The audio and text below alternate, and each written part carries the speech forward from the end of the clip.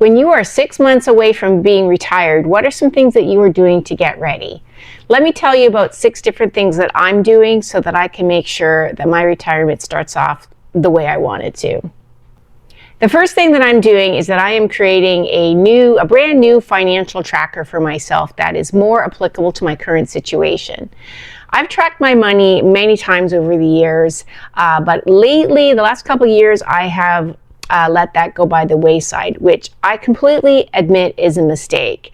Maybe I've been in denial, I don't know, but I've been really busy because I bought a second property and turned the first property into a rental, and that has taken up a lot of my time, and it just slipped away. Keeping track of my money has just slipped away, and I know that that's a mistake. And so this is January 2026. I retire in June, and so for the next 6 months, I'm going to record everything I spend and pay attention to where my money is coming and going so that I really have a solid understanding of my financial situation. I've in the past, when I've tracked my money, I've done it in different ways, and I've always learned something about my spending habits. And when I say tracker, I don't mean a budget. I am not limiting myself to, I can only spend so much money on groceries and or whatever other expenses. I'm not doing that.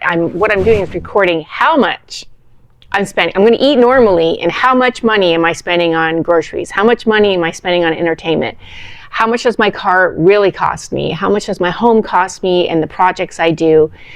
I've just been spending the money and not keeping good track of it. So I really would like to have a better understanding of that. I do remember one time I tracked my money. This was a few years ago. I tracked my money by store. I'm not going to do that this time, but I'm going to mention it because that was really an interesting way of learning about where the money goes. So here in Canada, we have stores called Canadian Tire and Shoppers Drug Mart and different Tim Hortons and different Canadian branded stores. And wherever you live, you have your own stores that you regularly go to. And I found it interesting because I learned how much money I spend in hardware stores, how much money I spend at the drugstore, how much. And before we had wine and beer available in the grocery store, I was tracking how much money I was spending at the beer store and the liquor store. And that was a really interesting way to learn about my spending habits and my consumption of different things. So I'm not, because now we have wine and beer in our grocery store, I think what I'll do is I'll just have categories of, groceries, alcohol, restaurants, entertainment, different things, different categories so that I can know exactly where the money's going. But if you're interested in seeing my financial tracker sheet, it's on a Google document. It's a Google Sheets, and I can share that. And you can adjust it to your own situation. I've made a template, and then I've taken that template and made it specific to my own situation so that it applies to both of my properties that I own. And so I can really have a good grasp of how much I spend here for the log house versus the lake house, and I really can understand all that.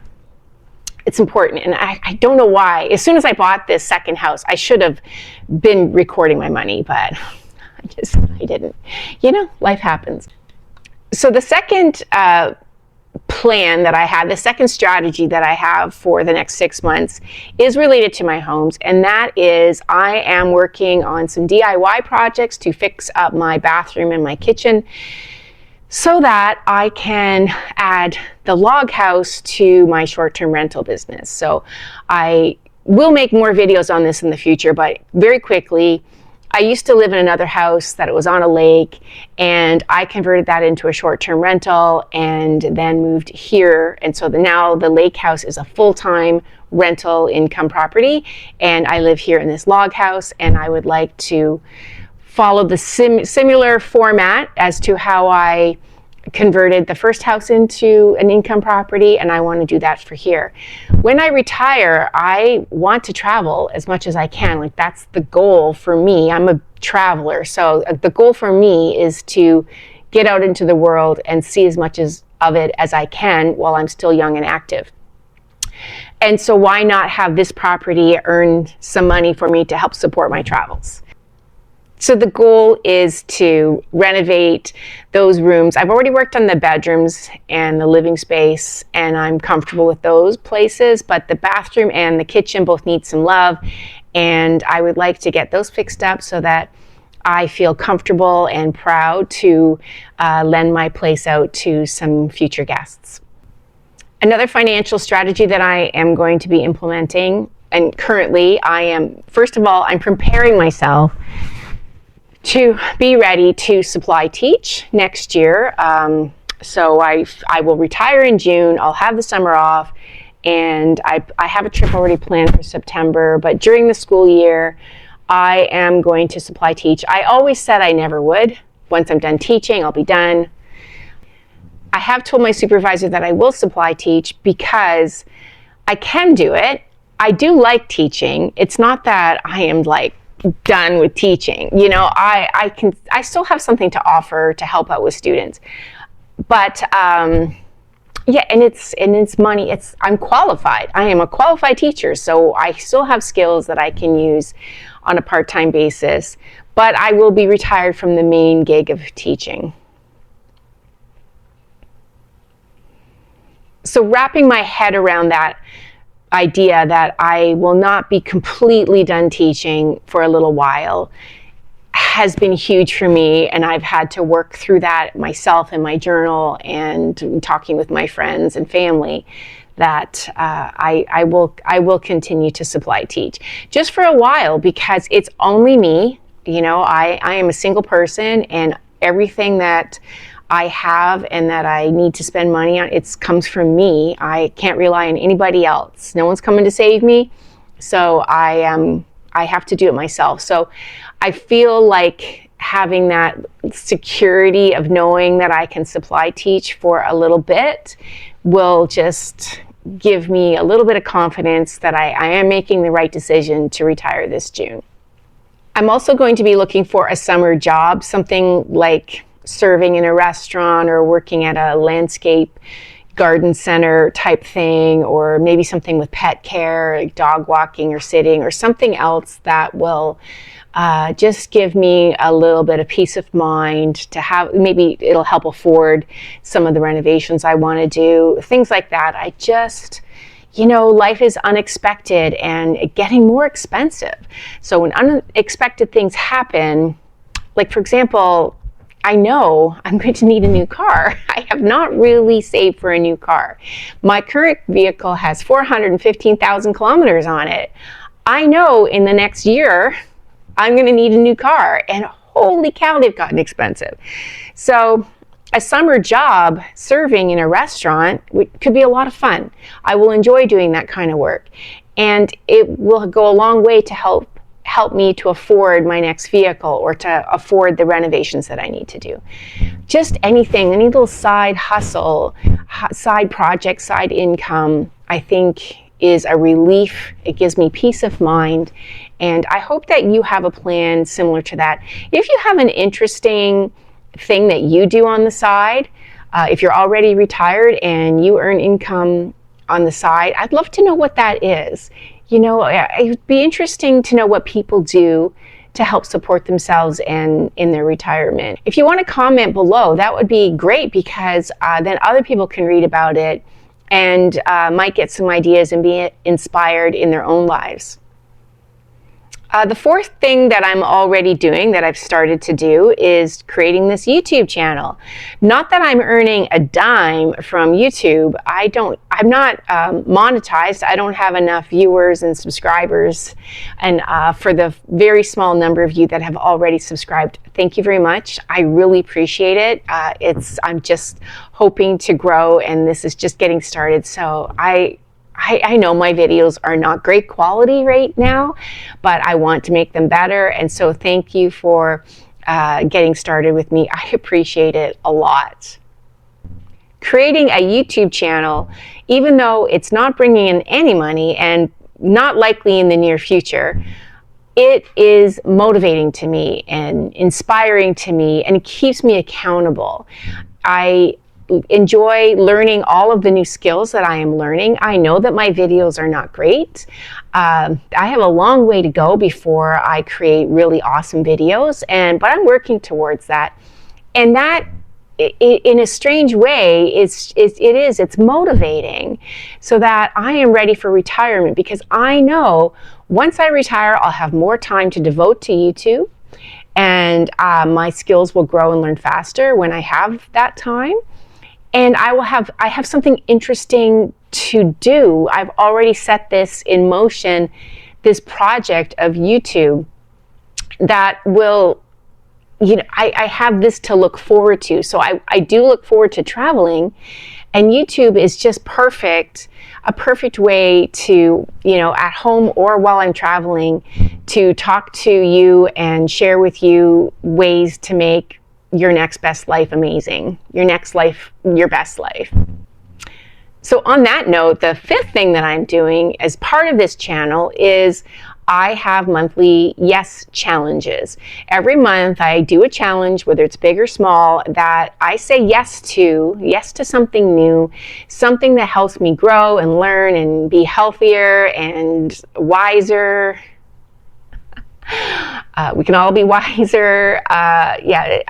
So just different little ideas that I'm coming up with, things that I'd like to try that I haven't done before, or little challenges that just keep me going forward.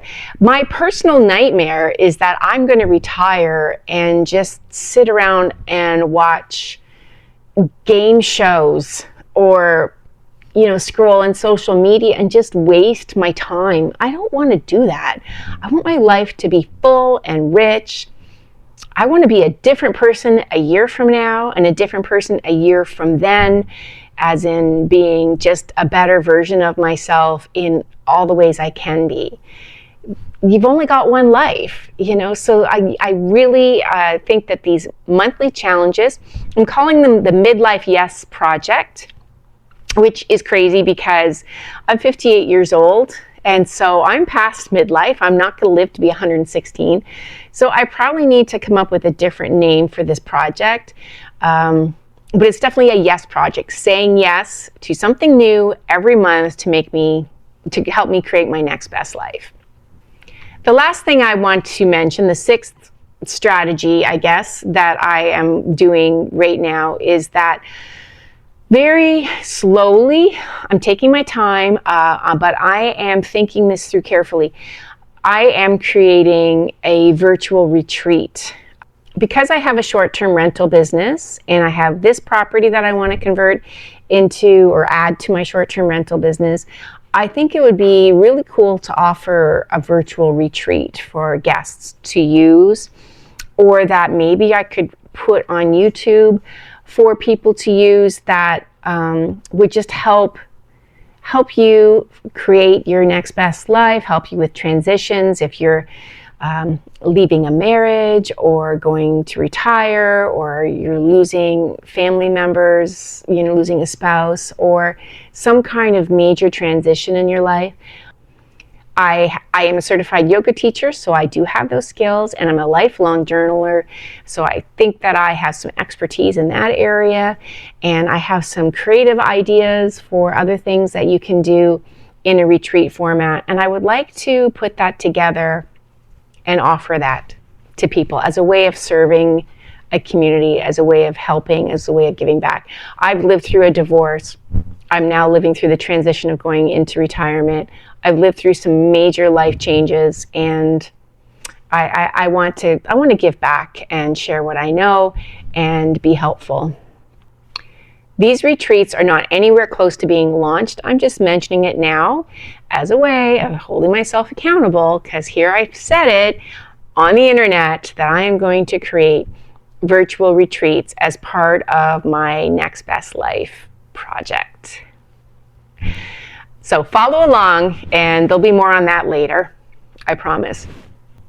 As in many of my videos, I will include a couple of journal prompts at the end of this video that you can use. If you're a journaler, great. You can take pen to paper and write your thoughts based on these prompts. And if you're not, if you just go for a walk, or as you're going about your day, maybe you can think and reflect on the prompts, and hopefully they'll help you to create a more intentional way of living and really just create your next best life. So if you've gotten this far in the video, I just want to say I realize how precious time is. You only have one life, and if you have used some of your time listening to me, I value that. So thank you for your precious time, and I'll see you in the next video. Here's a couple of journal prompts for you. Bye for now.